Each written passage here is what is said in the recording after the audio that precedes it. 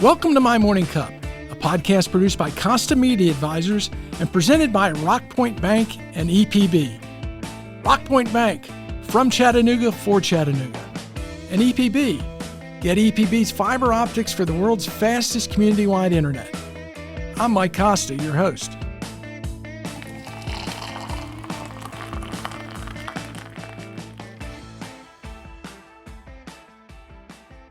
My guest this week is Chip Baker.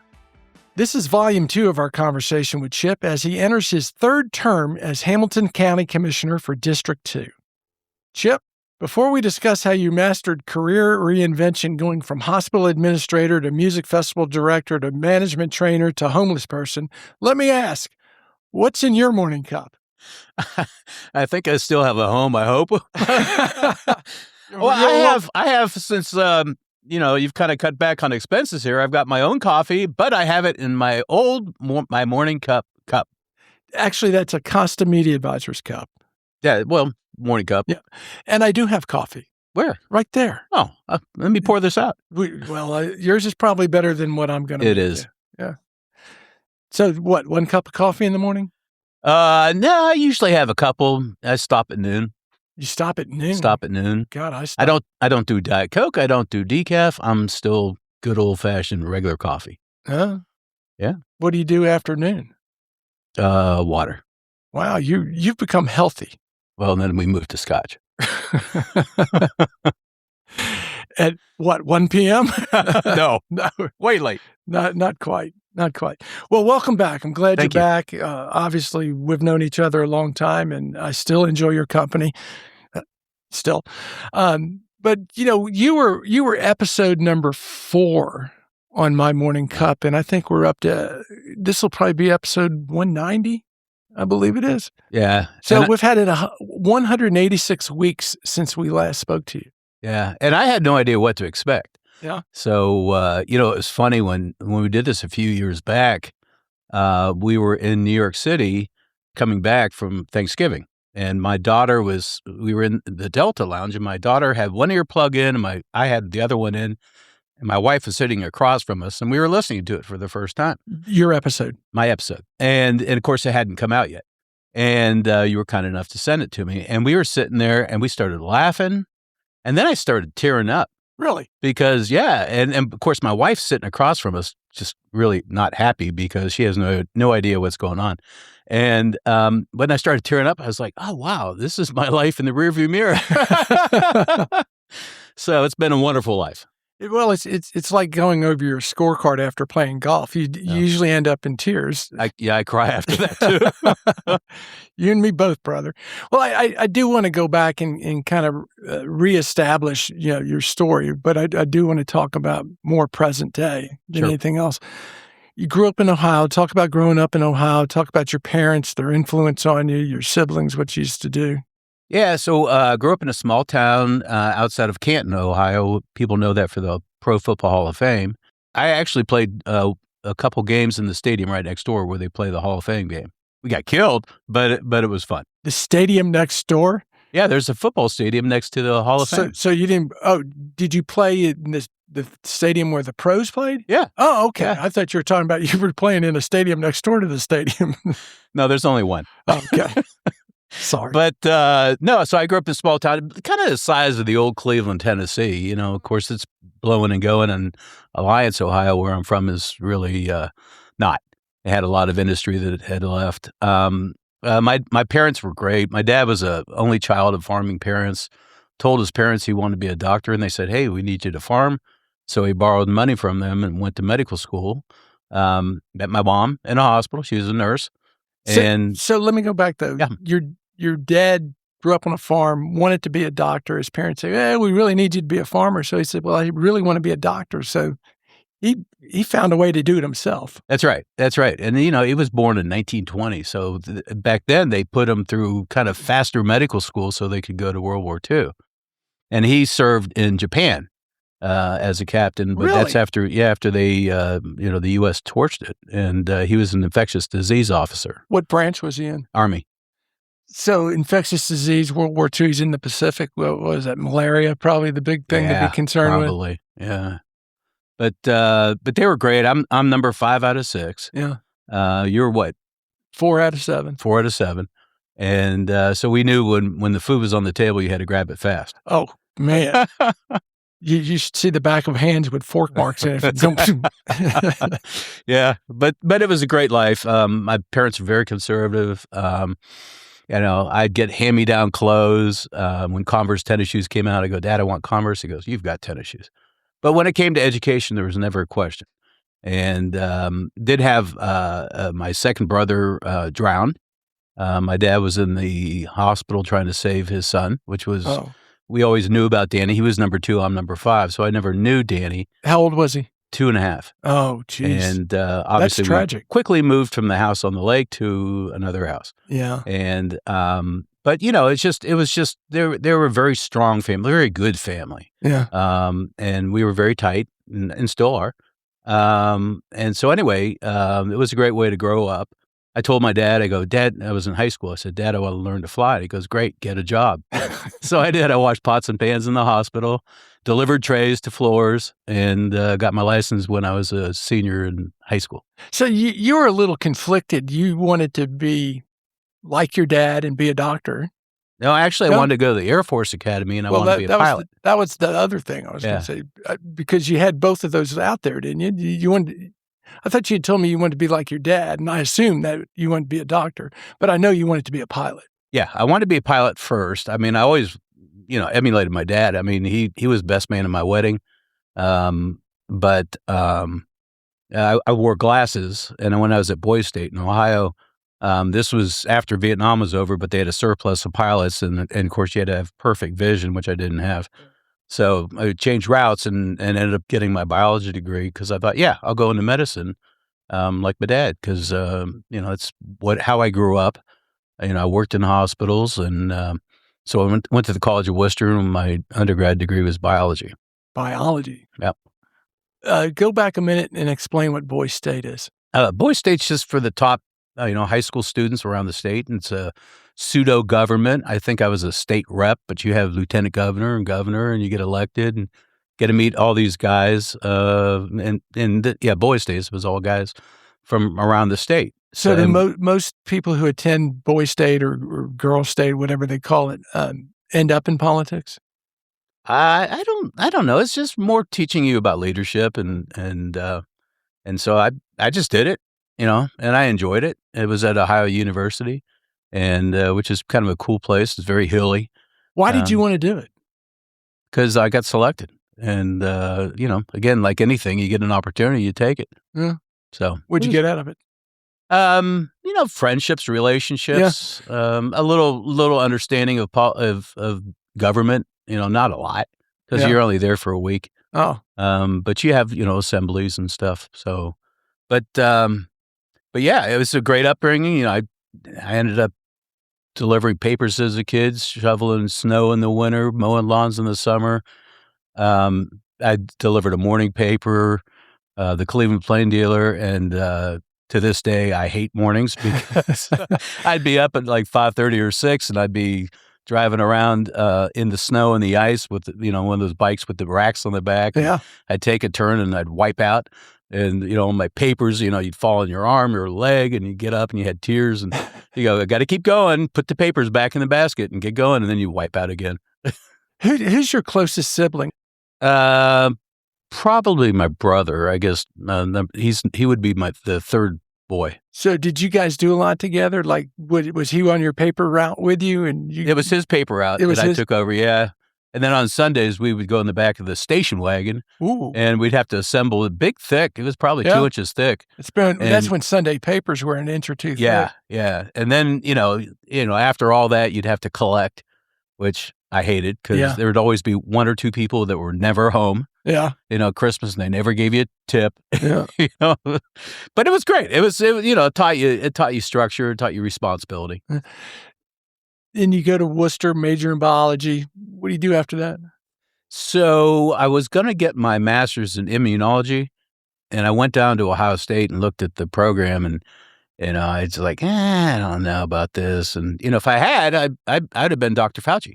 But well, you would have been Dr. Baker. That's right. Yeah, different last name. But it was my mom who suggested airport management or a hospital administration. And then my oldest brother said, Chip, get out of the state. Don't go to Ohio State. So I went to George Washington. Why did he say that? Just get another experience. Yeah. So I went to George Washington University in D.C., and I was there when Reagan was in his second term. I was there when the hostages got released from Iran. Yeah, I thought the coolest thing there was the Iranians were protesting us in our national capital. Yeah. And, imagine us in Tehran protesting them. Probably didn't work the same. Probably not the same. Yeah. But it was a great experience. I had a Honda 125. I'd zip all over D.C. I'd go into the House and Senate. After school was back in session, you could just walk right in. Yeah, they didn't have magnetometers. No, and no kids because they were back in school. So you could, you'd have to wait in line. Yeah. It was great. What did you learn in D.C., not from a education standpoint, but how the federal government works or an attraction to politics or anything like that? I was just fascinated with it. I mean, I grew up in a town of 25,000. Worcester for college was probably 25, 30,000. We'd traveled a lot. My dad we had a trailer, and he had a partner in his medical practice. So we'd go zipping around the country like 4, 5, 6 weeks every summer and pick out different parts we hadn't been to. So, I traveled a lot. Of course, we couldn't wait to get home to see our friends. Like, Dad, okay, we've been gone 2 weeks. We got 2 more. Let's just go home. Yeah. Well, you kind of did that with your own kids. Yeah. Yeah, we did some road trips. Yeah. And it's great. It's great. To be able to go, if you want to stop here or there and something is, of so you interest. just had like a little pop-up. Oh, yeah. Well, that was my compromise with my wife. She goes, we will not go in a trailer. And so the compromise was we bought a pop-up and we do weekend camping, go down to DeSoto or Cloudland Canyon and go on Friday, come back Sunday. And it was like you were gone for a week. Yeah. But, our kid, we'd go hiking and we'd build fires and maybe we took the blender. But, it was just a good time. After you get out, you get your master's, you get into hospital administration. Where's that take you? Well, you had to do 2 years of academics, then a year of experience, and I wanted to go south. And I wanted to go to Knoxville, wanted to go to Knox Baptist Hospital, which is the hospital that used to be across from Neyland Stadium. But my advisor screwed up, and that wasn't open for another year, so I had to go back to the choices, and I was like, man, I got to go to Syracuse, New York. Ooh. And I was there for a year.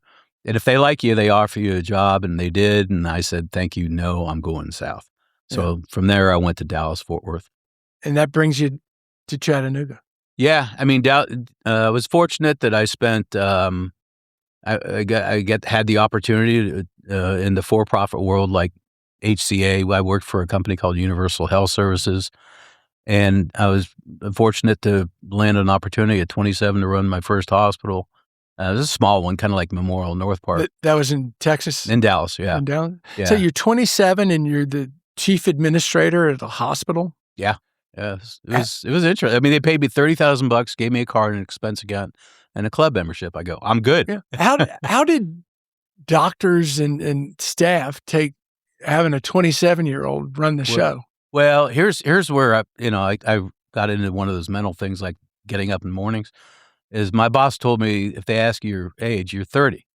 So when I was 27, I was 30, 28, 30, 29, 30, and then I became 30.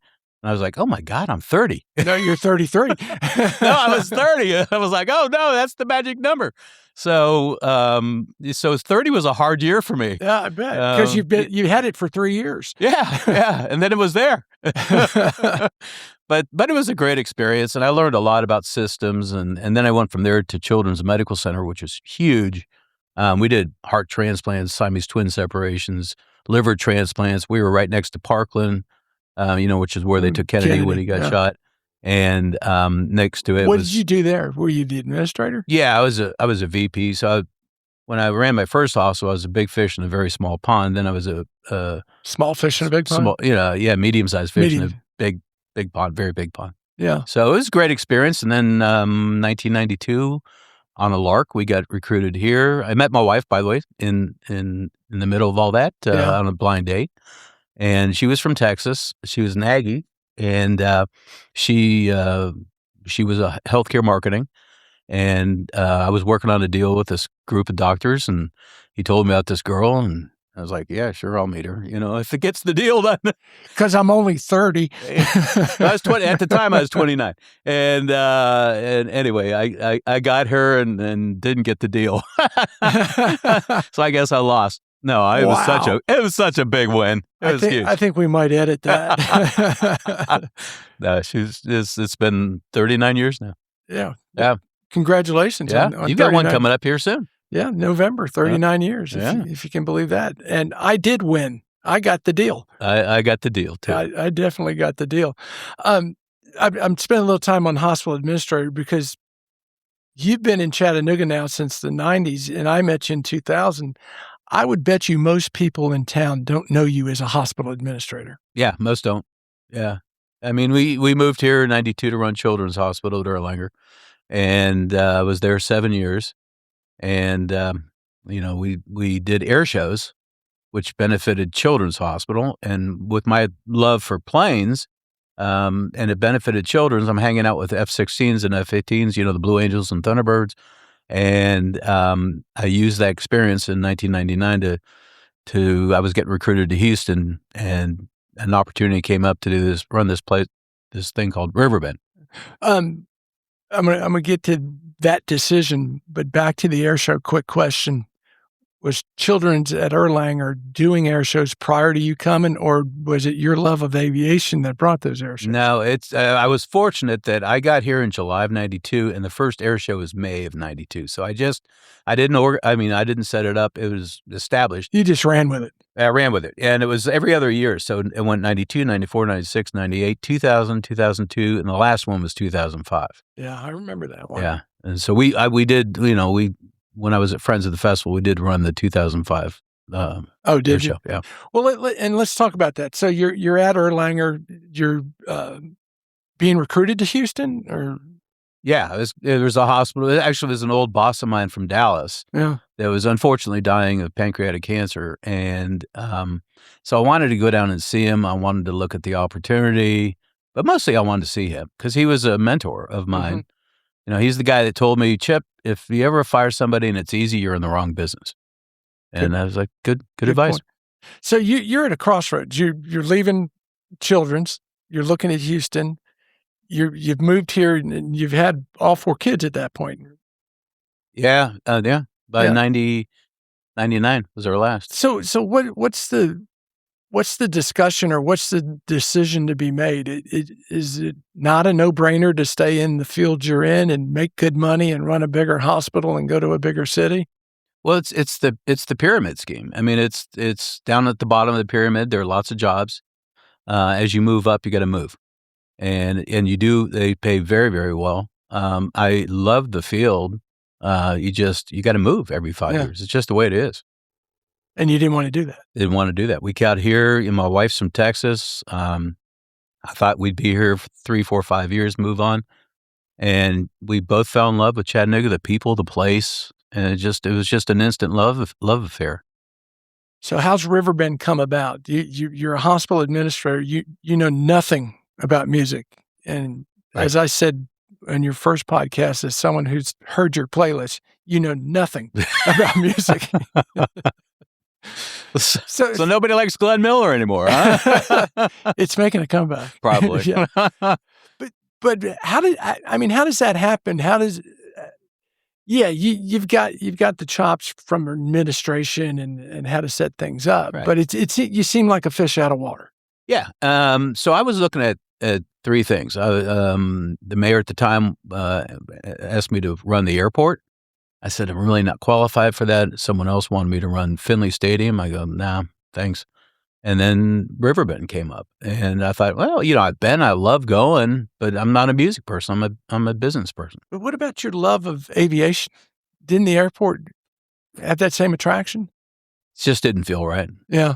So, I don't know how Riverbend felt right, but well, that's what I was going to ask you, because you really, at least as an outside observer, I know your love of aviation, and you got the chops management-wise to do it.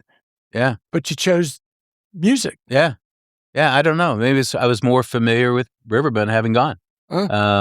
But it's the business of managing a product. And Right. in this case, it was music. It could have been an airport. It could have been a hospital. It could have been anything. It could have been a TV station. Yeah. No, it Management's couldn't have been. management. That takes a very special person to run a TV station. Yeah, some sits on the record all the time. I love that story. Yeah. Does everybody know that story? Yeah, everyone knows that Okay, it's story. a great story about your dad. Do you want me to tell the story? Tell the story.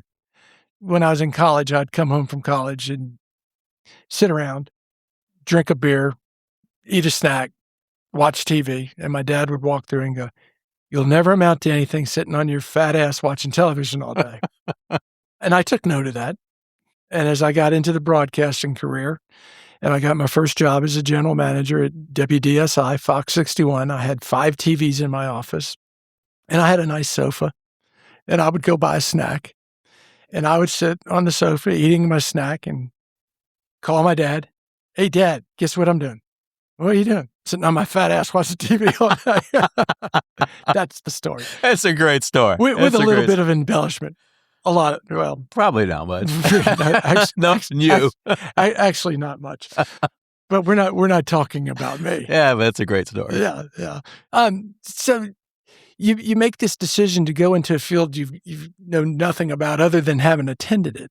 Right. But what was the driving thing? Not to leave Chattanooga? Yes. We realized that this was our home, and this is where our 4 children were born, and we needed to figure out how to, continue to make this our home. That moving every 5 years just wasn't in the cards. Yeah, and particularly as your kids grow and they're establishing friendships, there's a window when your kids are small that you can move. You can do it. Yeah. Yeah, but once they hit 5th, 6th grade, man, it gets harder. Yeah. Yeah. So it was, and you funny, the first time you asked me that question back 3 years ago, you asked me one question that really I'd never thought about. And you said, if your dad had said, "Don't do it," would that have made an impact on you? And I said, it very well could have, because I respected my dad so much. Yeah. But anyway, he didn't ask, and I moved. But it was all driven, at least in my eyes, by family. Yes, very much. It was all about family And community. Yeah, and that's what I'm going to hit on the community, because you're making this decision, what, 1999? Yep. 2000? Chattanooga had some improvement. It was just starting to turn. Starting to turn. Aquarium had opened in 92. So, it had just opened by the time we got here, and, it was starting to turn, but there was so much more to go. Yeah, and that was, I guess it was 2002 when Corker ran and kind of said to everyone, "All right, we've rested on our laurels. Now we're going to get busy." Yeah, and that's the cool thing about this community. I mean, and you've made this point over your podcast quite often, which is, if you want to get involved, get involved. Yeah. People want you involved. And that was when I realized, when I ran children's, when I started doing things with the community, that I really enjoyed being involved. Well, and that's something both Roy Vaughn and I have asked you a number of times. Why in the world do you do this? Why do you run for election? Why you put up with some of that? Because not many people will. Well, the way I got into it, because I had no desire, even though I was in Boys State in high school. I mean, I had no desire to go into politics, though my wife's father was a state representative in Texas. So she's really the one that gets it. Mm-hmm. She understands it. Because she was involved in politics at Texas A&M. Oh, probably as a little girl, she was probably licking envelopes. Oh, yeah. Yeah, he had this cool old Lincoln Continental. He was in the panhandle of Texas. Did he have Longhorns on it? No, but he was a rancher, right? So he would weld these little holders on either side of the front. And on one side he'd put the Texas flag, on the other side he'd put an American flag, and he'd go through these little towns of 200, 300, 400 people. They'd have these parades at 4th of July or whatever, and he'd be in his little cat with his little flags on. That's great. So that's how she grew up, and she adored her dad. Her dad was great too, also the greatest generation. Yeah. And he served under Patton in World War II, and just first in his family to go to college and all that. So but she came out of the political world, and in 2000, this lady came to see me and said, "Hey, I'm on the school board. I'm going to get off. You'd be perfect. You've got 4 kids, and they've talked about a high school in Signal Mountain for 50 years. And so my wife and I talked about it. And I said, I can't do this without you because you understand it better than me. And so we said, what the heck? Let's do it. So my first foray into it was doing school board. So they've been talking about a high school for 50 years. Yeah. What did it take to get that done? Because when they talk about something that long, it's almost that it's never going to happen. Which was And how do you make it happen? Yeah, so it's probably the one thing I'm most proud of, and it wasn't because of me. It was because it was a community effort. It was a group of people working together, with a common purpose. And it wasn't, yes, I was a school board member. Dr. Cassavant was the commissioner, and we had our jobs, but it was everybody else pitching in. And Claude Ramsey was the county mayor at the time, and he said, "Listen, if you want a high school in Signal Mountain, you're going to have to raise $10 million." We're like, "What? This is public school. Yeah, don't we pay taxes? Don't we pay taxes? Nobody else has ever had to do this." And he looked at me very sternly and he said, "Do you want the high school or not?" And so we said, "Okay." So we went out and did a campaign, and it was between Signal Mountain and Walden. And Signal Mountain passed by 55 to 45, and Walden won by 3 votes. And had Walden not passed, the school would not have happened. Did you ever find those 3 people and thank them? No, I wish I probably should. Yeah, absolutely. So how do you raise $10 million in a community that is looking at this and say, wait a second, this is a public high school that we pay taxes for this? Because everyone who's lived up on Signal in Walden had been paying their property taxes for however many years and having to bus their kids either down to Red Bank or go to one of the private schools. Yeah, like 90% from 9th grade on were in private schools. Yeah. So we had a 3-prong approach. We had it for the older folks, do it legacy for your grandchildren. We had for the ones who'd already put their kids through private school. We said, hey, your house is probably going to be worth more with high school up here. And then for the ones that were younger, we said, we're going to give you a solid alternative. And it's turned out that way. I mean, it's become one of the more successful public schools in the United States. Who came up with that approach? We all did. Again, it was a group effort. Group effort. Yeah, it was everybody pitching in, and we just kind of figuring out what was our message. So it was great. It was really because it was a community-driven process, and to be right in the middle of it was really cool. Do you miss that esprit de corps that was happening at that time of everyone coming together for this one?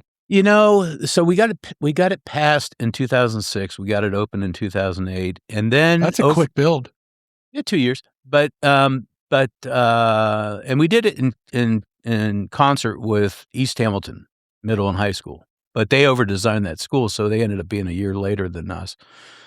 But it was just a great experience of everyone working together, and it's hard to explain. But I will say this: over the years, we realized that the younger families didn't understand what we went through, and then we had this realization, this V8 moment where we said they shouldn't.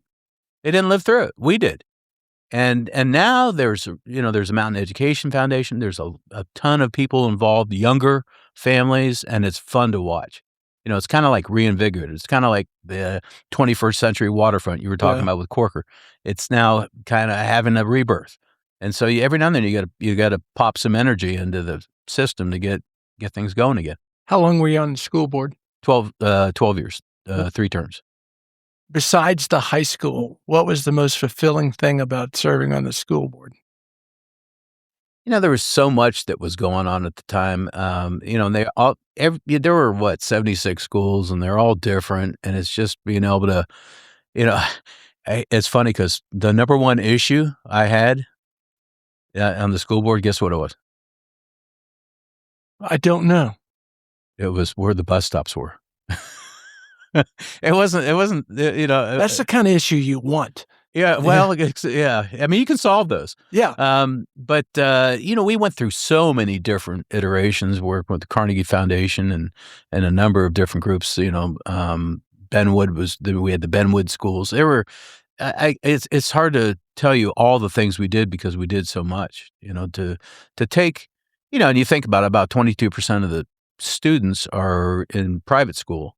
And, those are the ones whose parents, probably yield a lot of influence in the community. So it was sometimes difficult. Did you get pushback from the parents who had their kids in private schools who didn't want Signal to have a high school, or was it like, now this will save us some money by having a high school up here? Well, there's some legacy things. So some, a lot of times grandparents would pay for their grandkids' school. But it became a great alternative, and to like Baylor, Macaulay's credit, they saw what was coming down the line. They were going to lose a chunk of students, and they created alternative plans. Yeah. In terms of elected offices or positions you can hold, I've always looked at school board as the most thankless job you could probably have. Yeah, it's one board above the beer board. Yeah, yeah. It's tough because, here's what people don't understand. In most, communities around the United States, the school board, if they want to increase revenue, they have to go to the public and to do a vote. And that's not how it works here. The county commission funds the school system. To an extent. I mean, there's federal grants and state grants and other, but about 63% of the county's budget goes to schools. And so if they want to increase their expenses, then they look at us and say, you've paid us now. So we're the ones that have to go to the public. We're the ones that have to, make a tax increase or whatever. And it's a system that's inherently not healthy because it pits it one against the other. So is that unique to Hamilton County, unique to Tennessee? Tennessee. So just to clarify, a lot of states you'll have your school board and they'll have the ability to raise revenue via taxes, whether it's a vote or whatever. But the way Tennessee's set up, the county commission funds it. So the school board isn't able to really say they can make a request. Yes. But you have to implement it on the commission. Yeah, and if that includes, we have to do a tax increase, they're not looking at the school board, the members that did it, they're looking at us. Yeah. And so that's just inherently not a good system, but it's the way it is here. So you were on for 12 years. Mm-hmm. Took 6 years off. Took 6 years off. I was going to ask you how long that was. What were you doing at those times? Did you just, yes, you're running Riverbend, but were you still involved in the community? Yeah, I mean, one of the things we did at Friends of the Festival, which was the nonprofit that ran Riverbend, we started doing more things. I told our staff, we need to be not just dependent on one event because, anytime you do an outdoor event, Mother Nature gets the last call. You can have the best organized event in the world. Mother Nature can say, hey, guess what? We're going to rain the whole time. Particularly hot summer, June days. Oh, I remember the night we had Miranda Lambert and I had the Navy Leapfrogs jumping in. I had the Budweiser Clydesdales there. Clydesdales there. And then I was out with the guy that handled the Clydesdales, and they're huge, right? They're huge. I said, is there anything they don't like? And he goes, yeah, lightning. Way off in the distance, I see lightning. I was like, this ain't good. So needless to say, the Navy Leapfrogs, which is the parachute team, they didn't jump in. The Clydesdales literally came in the front entrance, took a left, took another left, and left. And then Miranda Lambert played, I believe, 15 minutes. So that was a big night. It was it was going to be. But we did stuff at the Ecoe. We did the PGA Tour events at Black Creek. Yeah. And we ran the last air show. And, of course, did a lot of that with Morty Lloyd was our air show coordinator. Great guy. How important, not just at that time, but even now, was it for you to be involved just as a citizen in the community? Well, we had this little saying in our house that said, I wasn't born on Signal Mountain, but I got here as fast as I could. And that's kind of the way we felt, is that this is home. This is home. This is where our kids are from. And I remember when I first ran for school board, this guy said, my opponent said, he's not from here. I was like, ooh, that's not very nice. So I see how this is played. So the next time I got up, I said, hi, I'm Chip Baker. I'm running for school board. I said, my wife, Carlette, and I moved here from Dallas in 1992. I said, Carlette's from Texas. I'm from a small town in Ohio. But since we've been here, we have 4 children that were born here, and they're native Chattanoogans. They outnumber us in our household 2-1. What else you got? Yeah, but you're not from here. But I'm not from here, Yeah. So you're not running for any office for 6 years. What's the motivation to run for county commission? So when I was doing school board, I realized I could make a difference. I realized that there aren't a lot of people on boards that are business folks. And I don't care if you're running a music festival, a hospital, a TV station, or, TVA, it doesn't matter. You've got to have business principles. And so I realized I could make a difference, and people kept on asking me to run. And so in 2018, I ran again and almost died. Well, let's talk about that too. But you run, you want to get back in. Who'd you replace in District 2? Jim Fields. Jim Fields. So you're running, and you had some medical issues. You want to talk about those? Yeah, sure. I just, it was before Riverbend. It was April of 2018. Yeah. And I had this pain in my back. And if you said neck, I thought you were going to be talking about me. Yeah, I was looking at you and saying back. Yeah. But it got worse, and finally on like a Saturday night, they took me to the ER. Turned out, do you remember Kyle Busch that died? Mhm. I had the same thing. I had a staph infection, Yeah. actually in the bone around my spine. And so they did emergency surgery on Sunday morning, like 2 or 3 in the morning, put me on a ventilator, which is a very interesting experience, and was in the hospital for 11 days, had 3 surgeries, came out, did a PICC line, which is that when they put constant infusion of antibiotics for 6 weeks, did Riverbend 2018, and then it came back. Yeah, right after Riverbend. Came back in July. Yeah. And so went through it again, and then they fused 6 of my vertebrae and put some rods in my back, and all the time I'm campaigning. And my favorite story was when we would do the 4th of July parade on Signal, and I had a big group of people there, and my wife, of course, was the one that coordinated it. And they're like, "Well, where's Chip?" And she goes, "Oh, he's over there. Oh, he's over there. He's over there." So nobody could tell, but I was in the hospital, and then getting ready to have my next surgery. So anyway, it was a really humbling experience, the way people surrounded us and took care of us. Well, and what you had was extremely serious. I mean, it took Kyle Busch's life. It could have taken your life. If they'd waited another day, I probably would have been dead. And as a friend, I'm going to tell you, it changed you in terms of perspective. It makes you realize that you're not in control. Right. And it makes you appreciate what you have, your friends, your life, your family. Do you feel do you feel like a survivor? And what I mean by that, like, I could have died, but for some reason I didn't. So there's something there that says something more, that says I've got to do more. This is 2026. I figure I've got eight bonus years right now under my belt. And I feel like there's a reason.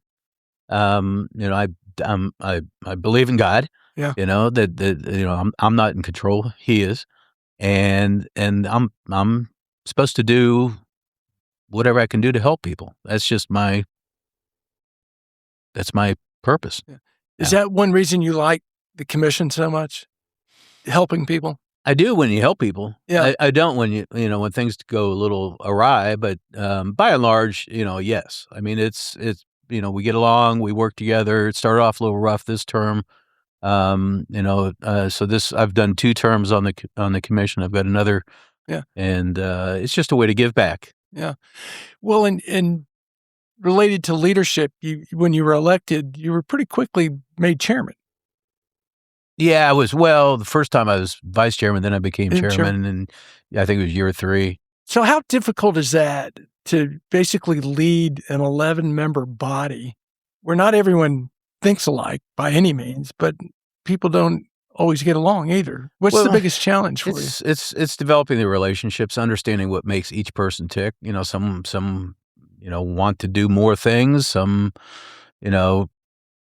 just want to be that. Some think that's a big job. I don't think it is. I think it's an important job. but you got to be, humble yourself because you serve the people. Yeah. And I'm a doer. I like to get the stuff done. I mean, I get frustrated. I had one thing that took me 9 months to take care of with a lady who had been a nurse, and she got into drugs, and she was living in one of those like packing containers, those big, Yeah. boat containers, and people would come. She didn't have plumbing, electric. She'd have fires, and people come to do drug deals. This is on Signal, and right across there was a fence. There was a family with 2 little kids. And so it took a long time working with the lawyer, working with the health committee. I wanted to help her, but she didn't want to help. Yeah. And she'd go across to the MAPCO and she'd just use the bathroom and tear it apart, just stuff like that. But it took 9 months. We finally got it resolved. So that's a long time, though. I'd rather go out and snap my fingers and have something get fixed. Yeah. It's easier. Yeah. You'd rather. Well, what was something that you guys the commission had to vote on that you really agonized over? That was a tough vote for you. We're still agonizing over it. It's Plan Hamilton. Talk about that. Well, so that's where we have, a plan for how Hamilton County develops. And, so we've got 11 districts of commissioners, 4 of which don't even have any unincorporated county. I use the analogy of when I ran children. So we would take care of little baby preemie kids and have to have the equipment that would fit them. And then we'd have like a 300-pound 13-year-old, and we'd have to have equipment to fit him and everything in between. One size does not fit all. I represent Signal Mountain, Mountain Creek, Falling Water, and halfway up Mowbray. But the needs there are very unique, particularly on Mowbray and Signal, because there are limited roads. And like on Signal particularly, there's one good road, which is about to undergo a 2-year renovation, which will be fun. And then you've got 2 wagon roads called the W Road and Roberts Mill. So, there was a time in January all 3 roads were closed. Imagine if, you're at election, you have a heart attack, you got to go to the hospital. Ain't no way down, unless Life Force, Right. comes in and picks you up. So, it's just the needs are different in Saudi and Ottawa, and we don't do a good job with infrastructure. I'm in the middle of the town of Signal. I'm on septic. So we just put about $25 million into fixing the old sewer, and because back 50 years ago when they put it in creeks because Signal Mountain's all rock. Yeah. It was the easier thing to do. Well, guess what? It starts to leak, and then you get, Then you get contaminated creeks. Yeah. So, each part's different. And the answer was no, one size fits all. And I disagree with that. I want to keep working to make it right. Why do you think more people like yourself don't get into politics and putting themselves out there to help make it a better place by running for office and bringing their expertise to it? Because it can be brutal, particularly with social media. People, sit behind their phone and they, get on whatever, Facebook, Instagram, and they cut you down and they don't have to look you in the face and do it. They just do it. Is it more brutal, not just because of social media, but because of the divisiveness we have in this country? Oh, that too. All politics are local, and for us to be anywhere remotely to what the situation is in nationally is just wrong. We're a community. We get up, we go to a restaurant, we see each other. We should get along all the time, and it's gotten more divisive. And it shouldn't be. Our job, my job, your job is to make this community a better place. And, that's what we endeavored once we got here and realized this is going to be our forever home. And that's why Carlette and I are both very engaged in the community and why others are. And I'm trying to remember if the county government is now partisan elections. It used to be like the city. No, the city is still bipartisan. Nonpartisan. I'm sorry, nonpartisan. Yeah. School board became partisan. Yeah. Commission's been partisan. Yeah. What do you think about, particularly the school board? Is it partisan politics proper in like a school board where people are just parents and Well, some will claim they want to know what your affiliations. What do you think? yeah. And by that, you get hooked with R or a D or an I, and they think that's important. I don't. I think it's good in at the county level. That's okay. But the county commission level. Yeah. But I just you need to work together, and it needs to be like my previous school board member that I worked with. Your job first and foremost is your district. That's who elects you. But your job really close to that is the county as a whole. But you got to take care of your home cooking, because if you're not taking care of your district, You won't be back. you won't be back. So it's just finding that fine balance. Well, and one of the things I've noted to a number of people over the last few years is that and you didn't grow up in Tennessee, but you're very, very familiar with particularly our politics. We used to be the state known for pragmatic problem solvers. Mm-hmm. Howard Baker, Bill Frist, Bob Corker. And it seems like everything today is about beating the other party. How did we get away from that? And why can't we get back to people coming in wanting to do, as you said, what's number one, good for your district, but number two, what's good for the overall? Yeah. To me, Bob Corker is a role model. Mm-hmm. He's someone who's very pragmatic. He would get into a problem, he'd solve a problem. He's a problem solver. He's a problem solver. And that's the way I look at myself. I'm not somebody who goes out and starts, throwing up the flag. I just want to get things done. Yeah. I want to help the community get better. And that's, people don't believe that's the reason why I do what I do. It is, because we moved here 34 years ago with not knowing a soul, not having any kids. And suddenly this has become our community too. What do you see is, what do we have to have our eye on as citizens of Hamilton County? What do we have to have our eye on for the next 5 years and then really for the next 20?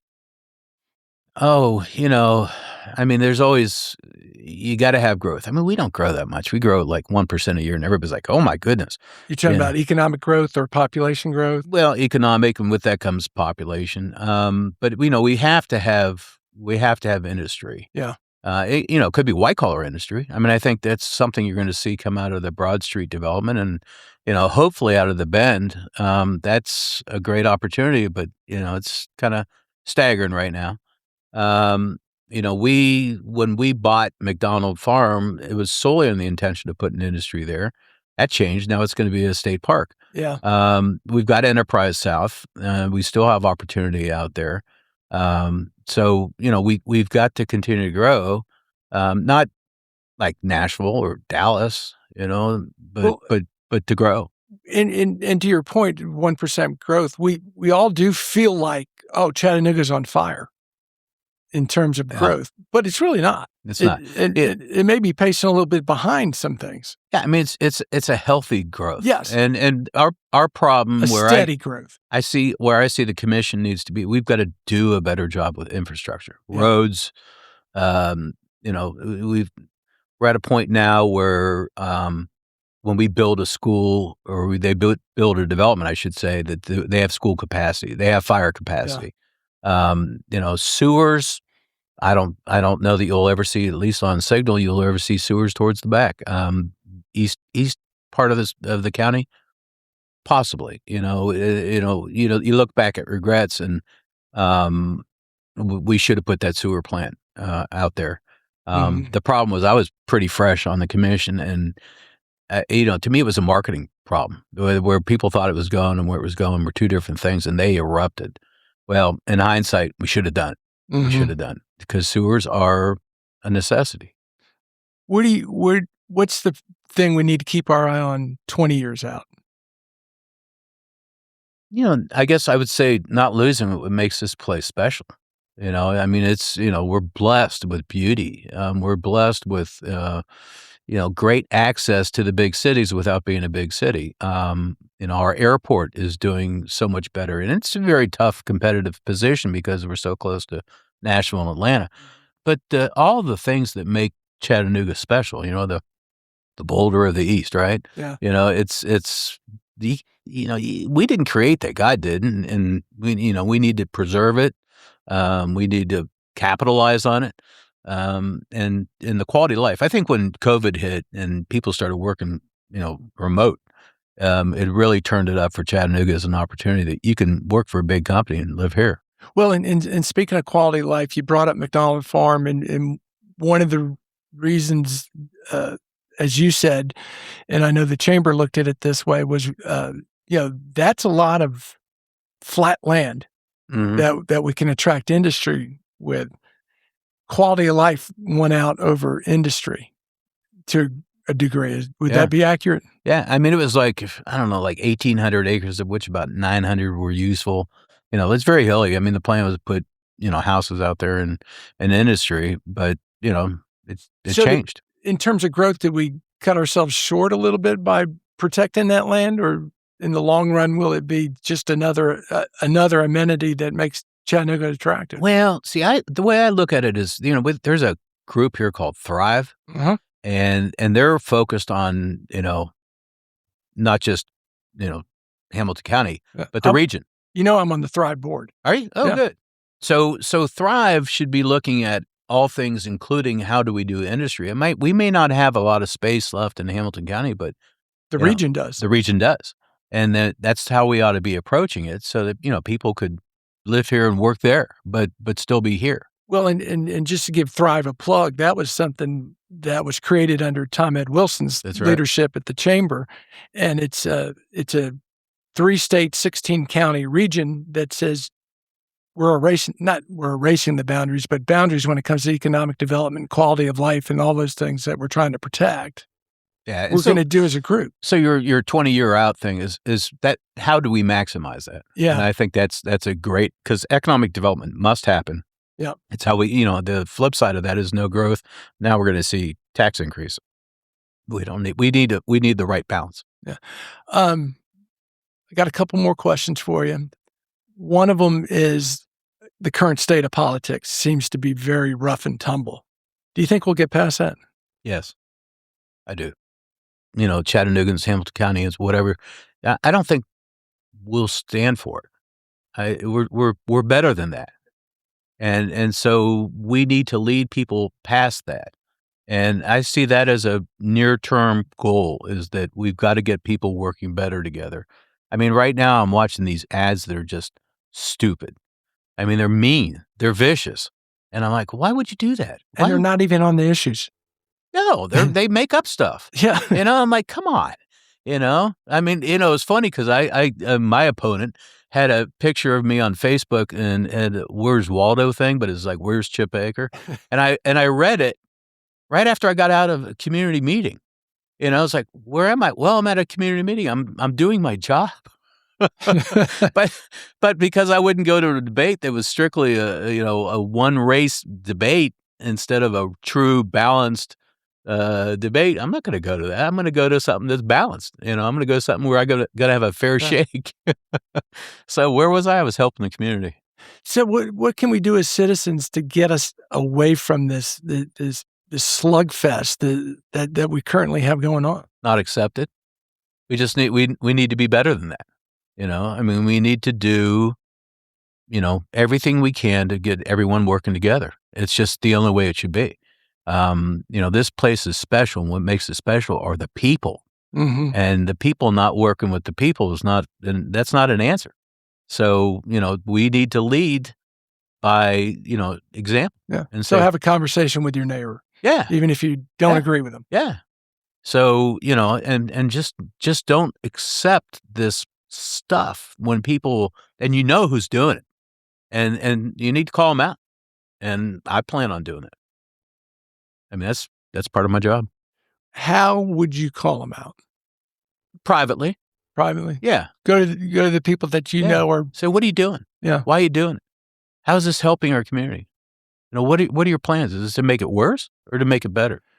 Are they even worried about helping their community or building up who they are or what their party is or what their brand is? I think there's a feeling of power when you control stuff, and that shouldn't be the case. I mean, again, I understand that's a driver for some people, but that's just not acceptable if it hurts the community. Mm-hmm. It's just not. Well, you're not in my district, and so I can't vote for you. But you can donate. Well, I know I can donate. If I could have voted for you, I would have. But I did donate. I was wondering when you get to that. I did donate. But I'm glad you've got your third term to help not just tackle the problems we have, but get us back on a level of politics that we can talk to each other. Because it doesn't seem that way right now. No. I mean, we should not be a reflection of the national scene. It's just we're better than that, and we got to keep that special special flavor. If we get it right here, it will bubble up to the national scene, because I think sometime in the next decade, we'll see the national scene change and go. I hope so. Oh, God, I hope so. Yeah. It's driving me nuts. Yeah. Before I get to my final question for you, Chip, I want to remind our listeners of the tremendous support from our presenting sponsors, EPB. Get EPB fiber optics for the world's fastest community-wide internet, and Rockpoint Bank, your local banking partner, your business, your bank, your future. And a reminder to listeners, if you like my morning cup and you enjoy these conversations, hit the subscribe button, and you'll get it every Monday morning. Never miss an episode. All right, Chip, final question. You've had this one before, but I'm curious to hear what you have to say now. What would you tell that 25-year-old Chip Baker is important for a happy life? Yeah, so I remember last time I said, well, life's, not expecting this question. I said, life's a roller coaster. Hang on and enjoy the ride. But, I mean, it starts with, your family. I think if you've got a solid base that, it starts with who you marry. It starts with your kids. It starts with your family. It starts with your friends. It starts with your engagement. The more you're involved, I think, the happier you're going to be. I just believe that, life is a roller coaster. And I think what I've enjoyed about so much listening to your people you interview is there's no one right path. Right. That, everybody's got a different way to go about it. And I think if I was, 30 or 25 listening to this, I'd be going, oh, like I heard a recent interview with Matt. He talked about Matt Patterson. Yeah, dude. He said 20s, man, just go for it. Try stuff because you really don't have anything to lose.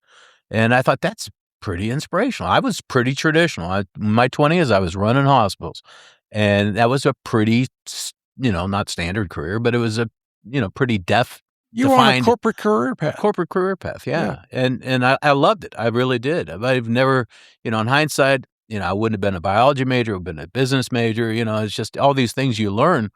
But, I'm a biology major, got my master's in hospital administration, ran a hospital, ran a music festival, got into politics. Who knows where your life's going to turn? Just go with it and enjoy it. Yeah, I think that's the most important point. And I liked hearing what Matt said, too, because that is the time you should go for it, because as you grow your life and you get other responsibilities, it becomes harder to do. Much harder. Yeah. Much harder.